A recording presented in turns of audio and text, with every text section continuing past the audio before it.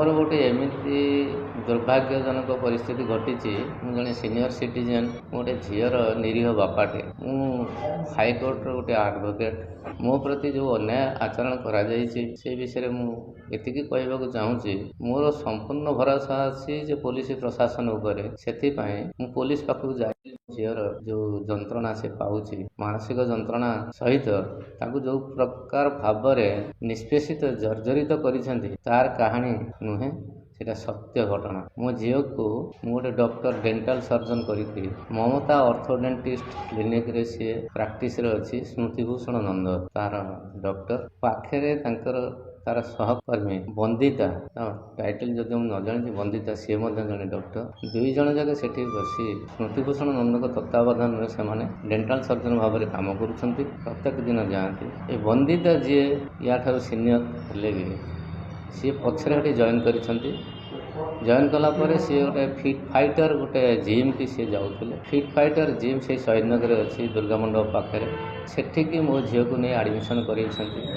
Admission କରାଇଲା ପରେ ମୋ ଝିଅର ବାହାଘର ହେଇଛି ନା ନାହିଁ ଏସବୁ ଜିନିଷ ତଥ୍ୟ ନେଇଛନ୍ତି। ତା'ର ଦୁର୍ବଳତାର ସୁଯୋଗ ନେଇ ସେଠି ନାରାୟଣ ମହାନ୍ତି ଯେ ପିଇଟି, ତାକୁ କହିଛନ୍ତି ପର୍ସନାଲ ସେ ପିଇଟି ଭାବରେ ତୁମକୁ ଟ୍ରେନିଂ ଦେବେ। ତାପରେ ସେ ମା ଠାରୁ 6,000 ଟଙ୍କା ନେଇ 5,000 ଟଙ୍କା, 6,000 ଟଙ୍କା ସେଠି ଆଡ଼ମିସନ୍, 5,000 ଟଙ୍କାର ପିଇଟିର ଟ୍ରେନର ଖର୍ଚ୍ଚ ଏସବୁ ଦେଇ ସେ 2-3 ମାସ ଟ୍ରେନିଂ ନେଲା ପରେ ତା ପ୍ରତି ଦୁଷ୍କର୍ମ କରାଯାଇଛି। ସେ ଦୁଷ୍କର୍ମକୁ ଏଡ଼େଇ ଦେବା ପାଇଁ ତାକୁ ବାହାଘରର ଗୋଟେ ବାହାନା ବାହାର କରି ତାକୁ ଫସେଇ ଦିଆଯାଇ, ତାକୁ ଧମକ ଚମକ ଦେଇ ତାଠାରୁ ସମ୍ପୂର୍ଣ୍ଣ ପଇସାକୁ ହଡ଼ପ କରିଦେଇ, ନହେଲେ ତୋତେ ଆମେ ଫସେଇ ଦେବୁ, ତୁ ଇଜ୍ଜତ ମହତ ନେଇଯିବୁ, ଏକଥା କହି ତା ବାହାଘରର ଗୋଟେ ବାହାନା କରି ତାର ସମ୍ପୂର୍ଣ୍ଣ ପଇସା, 6 ବର୍ଷର ପଇସା ସେ କାହାକୁ ଗୋଟିଏ ପଇସା ନ ଦେଇକି ରଖିଥିଲା, ତାର ସମ୍ପୂର୍ଣ୍ଣ ପଇସା ହଡ଼ପ କରି ନେଇଛନ୍ତି। ଦେଖିଲା ବେଳକୁ ତା ଆକାଉଣ୍ଟରେ ମାତ୍ର 12,000 ଟଙ୍କା ଅଛି। କେତେବେଳେ ମୁଁ ଜାଣିଲି ନା, ତାର ମୁଁ ଗୋଟେ ବାହାଘର ଠିକ୍ କରିଥିଲି ଫେବୃଆରୀ 2 ତାରିଖରେ ତାର ବାହାଘର ହେବାର ସମ୍ପୂର୍ଣ୍ଣ ବ୍ୟବସ୍ଥା କରିସାରିଥିଲି। ସେତେବେଳେ ସିଏ କହିଛି ଯେ ତମେ ଯଦି ବାହା ହେବ ଆମ ଫିଟ୍ ଫାଇଟର ବଦନାମ ହେଇଯିବ, ତେଣୁ ତମେ ନାରାୟଣ ମହାନ୍ତିକି ବାହା ହେଇଯା ଏବଂ ଆମକୁ ବଦନାମରୁ ରକ୍ଷା କର। ଯଦି ନ କରିବ ତାହେଲେ ତୁମ ପରିବାରକୁ ଆମେ ଧ୍ୱଂସ କରିଦେବୁ, ପରିବାରକୁ ସମ୍ପୂର୍ଣ୍ଣ ଭାବରେ ବେଇଜ୍ଜତ କରିଦେବୁ, ତୁମର ବେଇଜ୍ଜତ କରିଦେବୁ।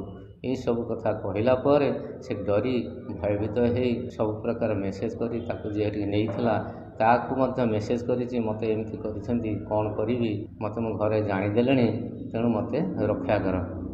ଯଦି ମୋତେ ସେ ବାହା ହେବ ବୋଲି କହୁଛି, ବାହାରକୁ ନେଇଯିବା ପାଇଁ କହୁଛି, ମୋ ବାପା ତାଠୁ ଫୋନ୍ କଲ୍ ପାଇଛନ୍ତି ଯେ ବାହାରକୁ ନେଇଗଲେ ତୋ ଆଖି ତାଡ଼ିକି, ତୋ କିଡ଼ନୀ ବାହାର କରିକି ତୋ ଚମଡ଼ା ବିକ୍ରି କରିଦେବୁ। ଏସବୁ କଥା ଜାଣିଲା ପରେ ମଧ୍ୟ ସେମାନେ ଆହୁରି ଭୟଙ୍କର ଭାବରେ ତା ଉପରେ ଆକ୍ରୋଶମୂଳକ ଭାବରେ କାର୍ଯ୍ୟାନୁଷ୍ଠାନ ଗ୍ରହଣ କରିଛନ୍ତି। ତାକୁ ବତେଇଛନ୍ତି ତମେ ଫୋନ୍ଟାକୁ ଏମିତି ଭାବରେ ରଖିବ ଯେମିତି ବାପା ମା ତୁମକୁ ଟର୍ଚର କରୁଛନ୍ତି ବୋଲି କହିବ, ଏବଂ ତମେ ସେଠୁ ବାହାରିକି ପଳେଇ ଆସିବ, ଏବଂ ଆମେ ତୁମକୁ ପୋଲିସ ପାଖରୁ, ପୋଲିସ ଯେତେବେଳେ ତୁମେ ରିଲିଜ୍ କରିଦେବ କିଡ଼ନାପ୍ କରି, ଆମେ ତୁମକୁ ସେଠୁ ନେଇକି ବାହାଘର କରେଇଦେବୁ। ତେଣୁ ଆମକୁ ଜମା ବଦନାମ କରିବାକୁ ଚେଷ୍ଟା କରିବନି। ଯଦି ଚେଷ୍ଟା କରିବ ତୁମକୁ କ'ଣ, ତୁମ ପରିବାର ସମ୍ପୂର୍ଣ୍ଣ ଧ୍ୱଂସ କରିଦେବୁ। ଏବଂ ସେଇ ଯେଉଁ ପ୍ରକାର ଯେଉଁ ପିଲାକୁ ମୋହରା ବନେଇଛନ୍ତି, ଯେଉଁ ନାରାୟଣ ମହାନ୍ତିକୁ, ସେ ନାରାୟଣ ମହାନ୍ତି ହେଉଛି ଜାତିରେ କ'ଣ ତାର ଜଣା ନାହିଁ, କିନ୍ତୁ ଖ୍ରୀଷ୍ଟିଆନ, ତେଣୁ ସେ ଧର୍ମାନ୍ତରୀକରଣ କରିବାର ପ୍ରୟାସ କରିଛି। ଏବଂ ସିଏ ତାକୁ ମଧ୍ୟ କହି ତୁମେ ମଧ୍ୟ ଘରେ ରହିବା କଥା କହିବନି, ଆମେ ତୁମକୁ ନେଇକି ସୁରକ୍ଷିତ ଜାଗାକୁ ପଳାଇବୁ। ଏହି ପ୍ରକାର ଯୋଜନା ମୁଁ ଯଦିଓ ପୋଲିସ ପ୍ରଶାସନ ଉପରେ ମୋର ଅଛି, ମୁଁ ଯେଉଁ ସେଠି ତାଙ୍କୁ ସମ୍ପୂର୍ଣ୍ଣ ମୋ ବକ୍ତବ୍ୟ ଦେଇଛି, ସେ ତାକୁ ମଧ୍ୟ ଏପର୍ଯ୍ୟନ୍ତ ଲୁକାୟିତ ଭାବରେ ରଖିଛନ୍ତି, ତା ଉପରେ କୌଣସି ପ୍ରକାର କାର୍ଯ୍ୟାନୁଷ୍ଠାନ ଗ୍ରହଣ କରୁନାହାନ୍ତି।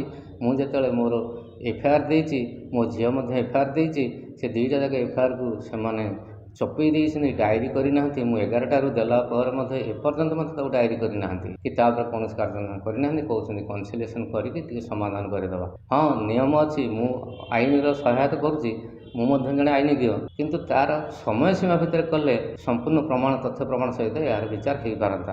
ଯେଉଁମାନେ ତଥ୍ୟ ପ୍ରମାଣକୁ ନଷ୍ଟ କରିଦେବାର ସୁଯୋଗ ପାଉଛନ୍ତି, କିନ୍ତୁ ଦେଖିଲା ବେଳକୁ ତଥ୍ୟ ପ୍ରମାଣ ଅଭାବରେ ଏ କେସ୍କୁ ଦୁର୍ବଳ କରିବାକୁ ସେମାନେ ଚେଷ୍ଟା କରୁଛନ୍ତି। ଯେଉଁଠିକି ସେମାନେ ବନ୍ଦିତା ଏବଂ ତାର ସ୍ୱାମୀ, କ'ଣ ତା ନାଁଟା ମୋର ମନେ ପଡ଼ୁନି, ତା ସ୍ୱାମୀ, ସିଏ ଏବଂ ଜଣେ ଆଡ଼ଭୋକେଟକୁ ଆସି ଧରି ସାଲିସ୍ ମାଲିସ୍ ପୋଲିସ ସାଥିରେ କରିବାର ଅପଚେଷ୍ଟା କରିଛନ୍ତି, ଏବଂ ପୋଲିସ ମଧ୍ୟ କିଛି ପାଉଣା ଦେବାର ପ୍ରୟାସ କରିଛନ୍ତି।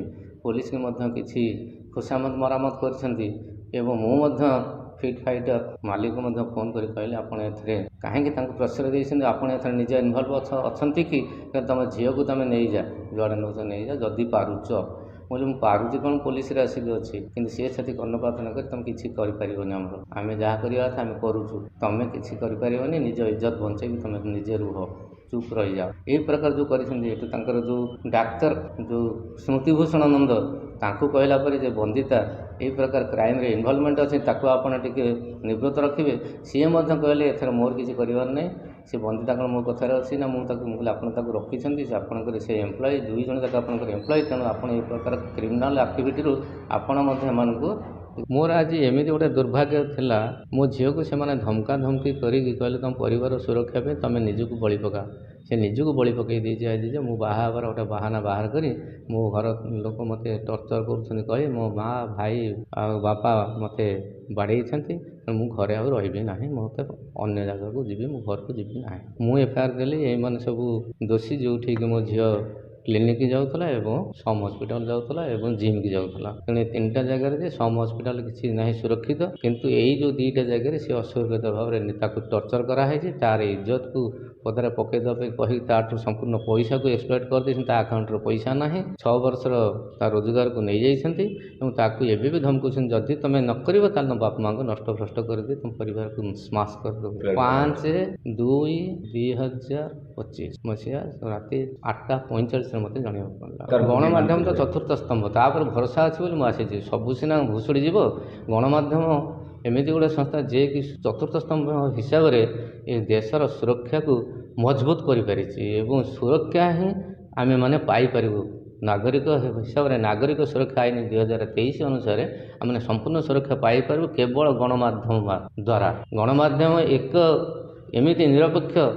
ଏମିତି ନିରପେକ୍ଷ ସତ୍ୟ ପ୍ରକାଶ କରୁଛନ୍ତି, ଏଥିରେ ଗପ ନାହିଁ କି କାହାଣୀ ନାହିଁ, ଏହା ସତ୍ୟ ଘଟଣା ଉପରେ ପର୍ଯ୍ୟବେସିତ। ସିଧାସଳଖ ଆମେ କହୁଛୁ ଯେ ଏ ଘଟଣାର ପୁଙ୍ଖାନୁପୁଙ୍ଖ ସିବିଆଇ ତଦନ୍ତ କରାଯାଉ ଏବଂ ଫିଟ୍ ଫାଇଟର ଯେଉଁ ପ୍ରକାର ଦୁର୍ନୀତି କରୁଛି ବିନା ରେଜିଷ୍ଟ୍ରେସନରେ ବିନା ଇଏରେ ଏବଂ ଯେଉଁ ପ୍ରକାର ସବୁ ଗଢ଼ି ଉଠିଛି, ଡାକ୍ତରର ନର୍ସିଂହୋମ୍ ସବୁ ଖୋଲିଛି ଏବଂ ଡେଣ୍ଟାଲ କ୍ଲିନିକ୍ ଯେଉଁ ଖୋଲା ହେଇଛି, ଯେଉଁଥିରେ ମୋ ଝିଅ ଯାଇକି ସେଥିରେ ଫସିଯାଇଛି, ମୁଁ ଯେଉଁ ବିଶ୍ୱାସ କରିଥିଲି ସେ ଜଣେ ଗୁରୁ, ମୋ ଝିଅର ଗୁରୁ, ତାଙ୍କ ପାଖରେ ନିରାପଦ ସୁରକ୍ଷିତ ରହିବ, ସେ ସେଠି ସୁରକ୍ଷିତ ରହିପାରିଲାନି, ଯେଉଁଟାକି ସିଏ ଦାୟୀ ଏବଂ ଫିଟ୍ ଫାଇଟରର ଯିଏ ମାଲିକ ରତିକାନ୍ତ ବେହେରା ଏବଂ ଆବୁ ଖାନ୍, ଦୁଇ ଜଣ ଯାକ ଏଥିରେ ସମ୍ପୂର୍ଣ୍ଣ ଦେଇ ଏମାନେ ସବୁ ଏମିତି କ୍ରିଟିକାଲ ସିଚୁଏସନ୍ ତିଆରି କରି ପିଲାମାନଙ୍କୁ, ଝିଅ ପିଲାମାନଙ୍କୁ ଫସେଇ ତାଙ୍କୁ ଇଣ୍ଟରନ୍ୟାସନାଲ ଗ୍ୟାଙ୍ଗ ସାଥିରେ ସମର୍ପଣ କରିଦେଉଛନ୍ତି।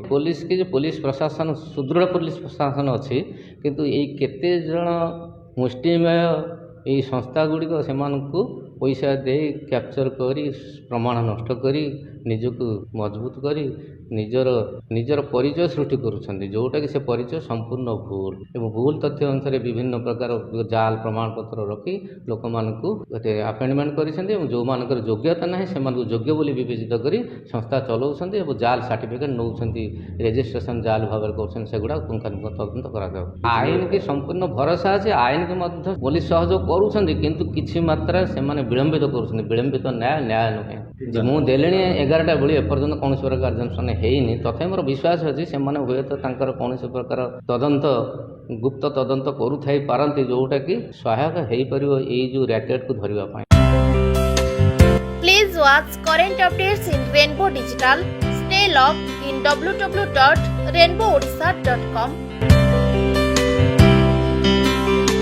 Subscribe our channel in YouTube and press the bell icon.